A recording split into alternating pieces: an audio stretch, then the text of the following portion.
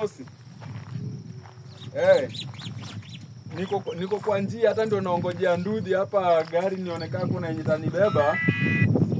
Saa hii hata bado hakuna ndudhi yenye inapita. Si unajua huku kwetu ni mbali bana, na kupata ndudhi pia ni shida, ndio najaribu kungangana nione kama napata ndudhi. Kuna nyingine inakuja hapo, hata nione kama atanibeba nileta haraka. Hata nione kama atanibeba. Wewe boda.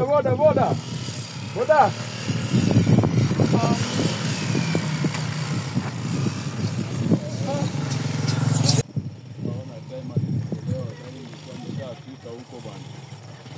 Vipi bosi bana, kwani hujaona nikikuita? Kwani bosi shida gani? Gari ni sawa lakini haina breki. Yaani kwani hujaniona kutoka pale nikikuinulia mkono hivi unibebe bwana? Shida iko wapi? Nilikuwa nimekuona lakini nayo iko na ujinga, lakini iko sawa. Sasa unataka kuniambia gari haina breki utanibeba na ukweli? Nitakubeba. Hii nitakupeleka vizuri sana. Nikuulize. Nitakupeleka vizuri sana. Una familia wewe? Mimi niko na familia. Sitaki kuvunjika basi.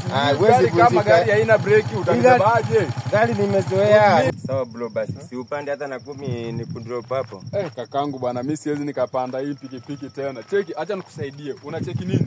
Unaona ukienda tu hivi barabara straight pale.